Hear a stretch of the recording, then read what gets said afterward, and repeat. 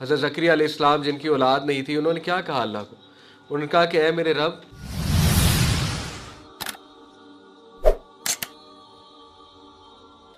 اللہ تعالیٰ دکھاتے ہیں کہ مدد کرنے والا میں ہوں۔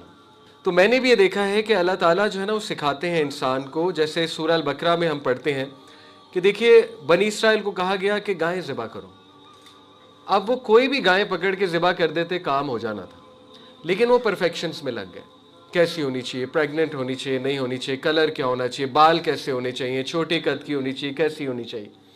اللہ تعالیٰ بھی اور کمپلیکیٹڈ کرتے ہیں کہ ٹھیک ہے، اگر یہ چاہتے ہیں اتنی زیادہ کمپلیکیشنز تو سو بی اٹ، وہ چپ کر کے کوئی بھی گائے ذبح کر دیتے، کام کس نے کرنا تھا؟ اللہ تعالیٰ نے۔ تو یہی ہمارا عقیدہ ہونا چاہیے۔ دیکھیے مدد کس نے کرنی ہے؟ اللہ تعالیٰ نے۔ مدد کہیں سے بھی آ سکتی ہے، اور اللہ کی مدد کین کم ان امیزنگ ویز۔ آپ سوچ بھی نہیں سکتے اللہ تعالیٰ کیسے حالات بناتا ہے، سرکمسٹانسز بناتا ہے، کیسے اپنے بندوں کی حفاظت کرتا ہے۔ تو یہ جو مان تھا اللہ پہ، یہ جو بلیف تھا، اسی کو توکل کہتے ہیں، اور یہ صحابہ کا قائم ہو گیا تھا۔ اللہ رب العالمین وہ اپنی پوری ایفرٹ کرتے تھے۔ آپ نبی صلی اللہ علیہ وسلم کو دیکھیں، انہوں نے دنیاوی تمام اسباب اختیار کیے، ہجرت کے دوران بھی، جنگوں کے دوران بھی، غزوہ احزاب کے دوران بھی، بٹ ان کا الٹیمیٹ بلیف اللہ پہ تھا کہ وکٹری از فرام اللہ۔ یہ ساری چیزیں کرنے کے باوجود بھی اگر اللہ کی مدد شامل نہیں ہے تو کچھ نہیں ہو سکتا، اور اگر اللہ کی مدد شامل ہے تو پھر کوئی ہمارا کچھ نہیں بگاڑ سکتا۔ ٹھیک ہے، اس عقیدہ کو، اس بلیف کو کیسے ریوائز کرنا ہے، دیٹ از دا پوائنٹ۔ صرف سورہ فاتحہ جو ہے وہ غور سے پڑھا کریں، سورہ فاتحہ کا میننگ غور سے لایا کریں۔ جب آپ نماز میں کہتے ہیں نا ایاک نعبد و ایاک نستعین، تو یہ عقیدہ ریوائز ہو رہا ہے، تو اس عقیدے کو انٹرنلائز کیا کریں۔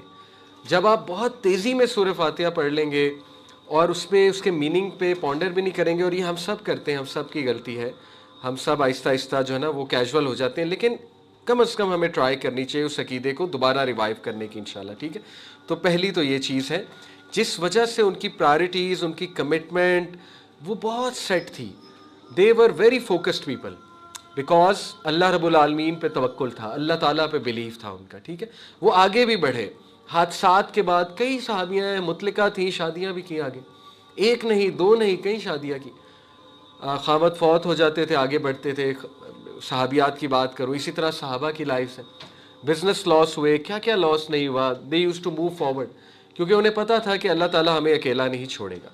تو یہ that is the first thing, that unwavering توکل اینڈ بلیف ان اللہ۔ اور آپ انبیاء کی بھی دعائیں دیکھیں، اس میں بھی یہی نظر آ رہا ہے، وَلَمْ أَكُنْ بِدُعَائِكَ رَبِّ شَقِيًّا۔ حضرت زکریا علیہ السلام جن کی اولاد نہیں تھی، انہوں نے کیا کہا اللہ کو؟ انہوں نے کہا کہ اے میرے رب، میں آپ سے مانگ کر کبھی بھی مایوس نہیں ہوا، یا میں آپ سے مانگ کر کبھی بھی، مطلب ان شارٹ کہہ رہے خالی ہاتھ نہیں کیا، بیسکلی اس کا انڈائریکٹ میننگ یہ ہے۔ تو یعنی اتنا مان اور اتنا توکل اللہ سبحانہ و تعالیٰ پہ۔ So that is the first thing. ٹھیک ہے، اس کے بعد دوسری چیز جو ہمیں پتہ لگتی ہے وہ ہے ہوپ۔ ہوپ مینز رجا۔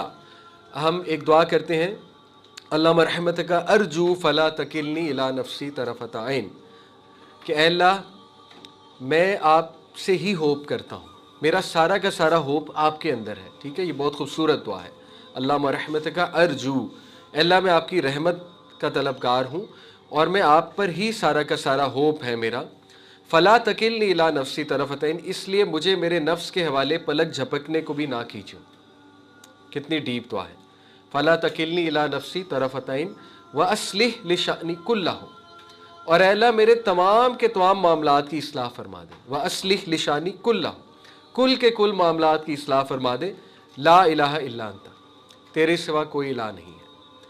تو یہ دعا میں بھی کتنا مان، کتنا بلیف، کتنا توکل، کتنا ہوپ نظر آ رہا ہے اللہ تعالیٰ کی ذات میں۔ ٹھیک ہے، تو they had a lot of hope اللہ رب العالمین کی ذات میں، کہ نو میٹر وٹ اللہ سبحانہ و تعالیٰ از دا بیسٹ آف پلانرز۔ اللہ الوکیل ہے، اللہ المدبر ہے، اللہ تعالیٰ الفتاح ہے، رستے کھولنے والا ہے، اللہ تعالیٰ وہاں سے ویز نکالتا ہے، انسان امیجن بھی نہیں کرتا، اللہ تعالیٰ مقلب القلوب ہے، دلوں کو تبدیل کرنے والا ہے، سو آن اینڈ سو فورتھ۔ ٹھیک ہے، دیکھیں ہوپ فل لوگ جو ہے نا وہ دو چیزیں کرتے ہیں۔ ہوپ کوئی ایبسٹریکٹ کانسیپٹ نہیں ہے، ہوائی کانسیپٹ نہیں ہے کہ ایک بندہ جو ہے نا وہ بس امید کے ساتھ بیٹھا ہوا ہے اور کچھ نہیں کر رہا، بس پر امید ہے۔ امید کے ساتھ دو ایکشنز آتے ہیں، وہ دو ایکشنز کو سائیکالوجی میں باقاعدہ ایک نام دیا گیا ہے۔ پہلے کو نام دیا گیا ہے پاتھ ویز تھنکنگ، पाथवेज थिंकिंग क्या है कि जो पुरुमीद लोग होते हैं वो बैठकर पाथवेज बनाते हैं, यानी option A, option B, option C, option D, यानी मैं कर क्या सकता हूँ, ये जो मुसीबत आई है अब इसके लिए मैं कर क्या सकता हूँ, what are the pathways. Number 2 जो बिहेवियर है उसको कहते हैं एजेंसी थिंकिंग।